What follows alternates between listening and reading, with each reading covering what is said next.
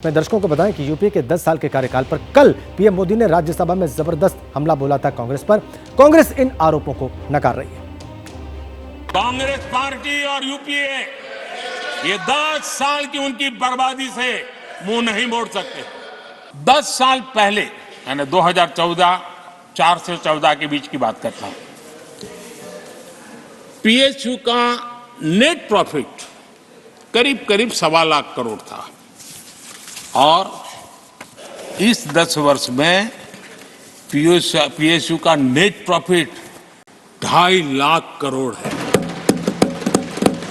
हमारे 10 वर्ष में पीएसयू की नेट वर्थ 9.5 लाख करोड़ से बढ़कर के 17 लाख करोड़ हो गई है।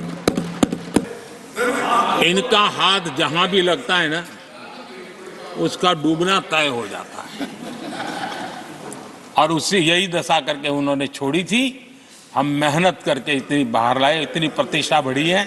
आपको खुशी होनी चाहिए, भ्रम मत फैलाइए। एक तरफ तो बेचो और लूटो की बात चल रही है और दूसरे तरफ ये कहते हैं कि हम पब्लिक सेक्टर ज्यादा बढ़ाए हैं। खुद को भी एक देश का एक प्रधानमंत्री होके इतने झूठ बोल रहे हैं, हमको खुद को शर्म आती है।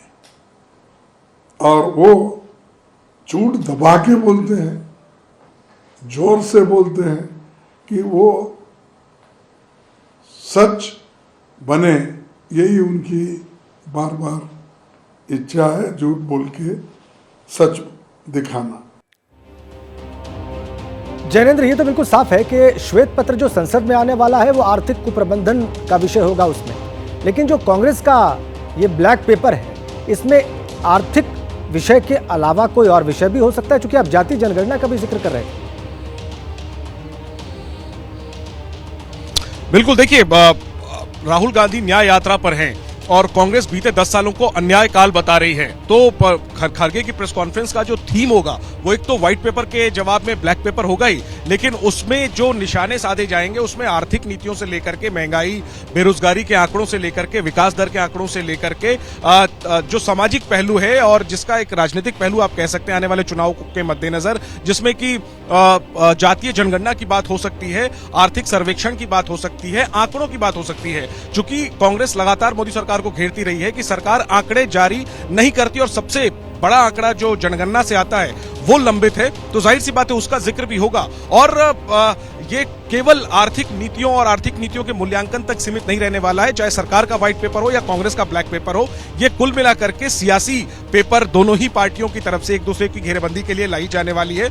आपने प्रधानमंत्री के भाषण में उसकी झलक भी देखी होगी। प्रधानमंत्री कह रहे थे कि अगर हम कांग्रेस की स्पीड पे चलते तो इस काम के लिए 100 साल लग जाते, इस काम के लिए 40 साल लग जाते। कांग्रेस कह रही है कि हमारे 10 साल के दौरान विकास दर जो है वो मौजूदा मोदी सरकार के विकास दर के मुकाबले कहीं ज्यादा था, बेरोजगारी दर कम थी, सरकार में ज्यादा है। तो दोनों पार्टियों की अपनी अपनी तैयारी है। सरकार अगर इकोनॉमी के आकार को लेकर के अपनी पीठ थपथपाती है कि हम 5वें नंबर की इकोनॉमी हो गए हैं, तो उस इकोनॉमी में कांग्रेस कह रही है कि अमीर और अमीर हो रहे हैं, गरीब और गरीब हो रहे हैं। तो इस तरीके से एक दूसरे पर सियासी निशाने साधने की तैयारी है। जुड़े रहिए हमारे साथ जैनेंद्र, जुड़े रहिए हमारे साथ। जैसे ही घड़ी का काटा दोपहर 2:30 पे आए, बबीता जी का दिल सास बहू साजिश के लिए मचल जाए।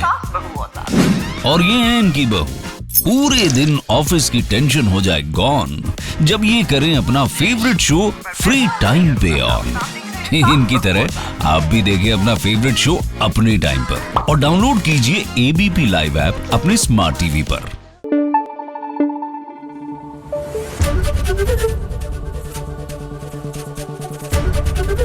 एबीपी न्यूज आपको रखे आगे।